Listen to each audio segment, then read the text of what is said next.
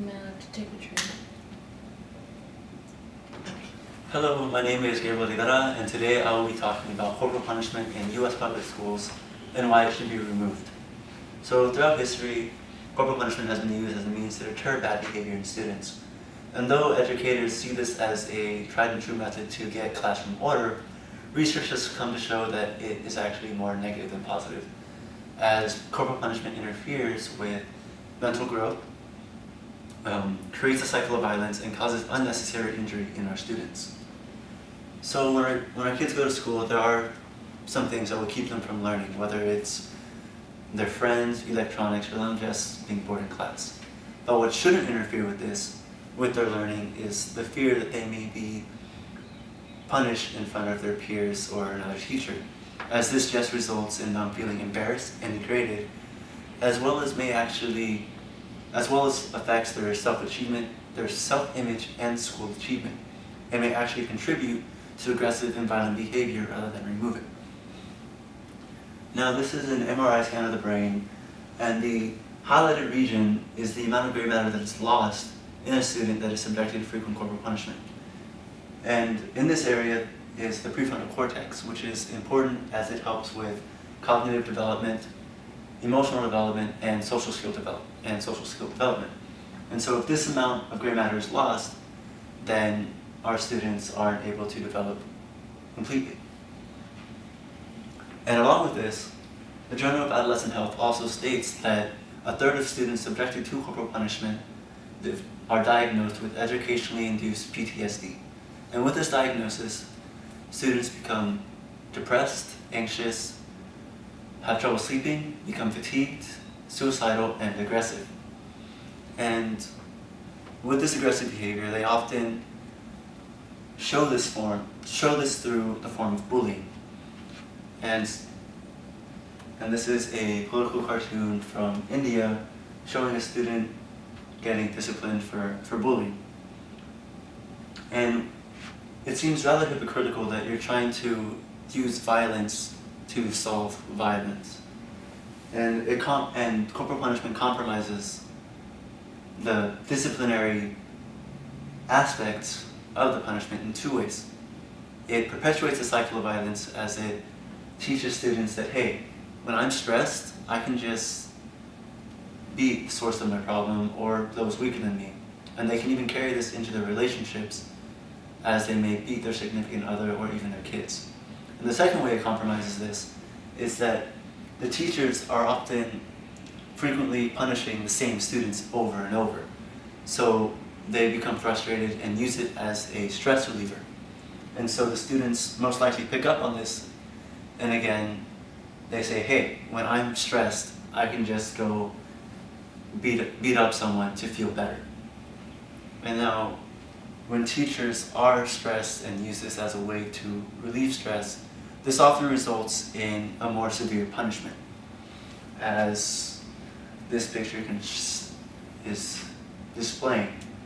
This is another picture from India, where a student was subjected to being hit with a cane. And as you can see, there is severe redness and bruising right here, as well as a minor scar. And this student probably has trouble sitting back or laying down. And although here in the US we don't hit our kids in the back, we do hit them in the buttocks. And this same type of scarring and bruising can occur, and the same sensation is often felt. So when students are sent back to the classroom, rather than paying attention to the lecture, they're having to shift in their seat to see where they can kind of sit to not feel that stinging sensation or burning sensation, which again, the negative effects of corporal punishment rather than a positive. Now, apart from these type of injuries, in 2011 there was a case of an 8th grader, Trey Clayton, who was sent to the principal's office to receive 3 licks from the principal. And afterwards, after leaving, he fainted, breaking his jaw, creating a 2-inch gash in his chin that required stitches, and lost some of his teeth from the impact. And although this was a relatively recent case, in other cases students had broken bones in their hand because students are often placed in very vulnerable positions where they have to have either their hands on the desk and their buttocks just flat out like this, or just straight down holding their ankles. So the only thing they hear is the whooshing sound of the paddle, and instincts tells them to just put their hands back to block the blow, which hurts their hands. But the educator sees this as an act of defiance.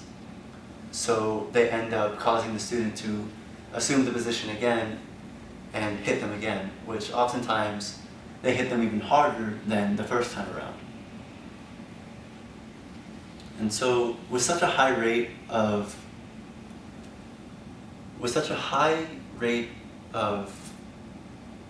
mental trauma and injuries occurring, it seems weird that we still allow this type of punishment to be allowed in our schools. Whereas in the United Kingdom, where they banned corporal punishment entirely, there was little to no evidence showing that corporal punishment even worked at all. And that the best way is to have a clear code of conduct throughout the school that shows students that, hey, if you don't behave or properly, we will discipline you in an according manner. And that apart from this, they also implemented monitored study halls instead of suspensions, character education programs, mentoring, and peer courts. That way students are able to internalize their aggression in a more relaxed environment rather than just go out and relieve their stress on a classmate. And even though opposition states that corporal punishment allows for respect for authorities, increased social skills, and it builds character, it just doesn't, because this is more rooted from fear. Because if they see an educator or another authoritative figure, a student is most likely to act timidly just in case if they say something wrong, they may be hit. And so we're pretty much doing a disservice to our students by allowing them to be hit in schools. So by removing corporal punishment, we are allowing our students to become the educated, responsible adults we know they can be. And these are the references I've used for this speech. Thank you.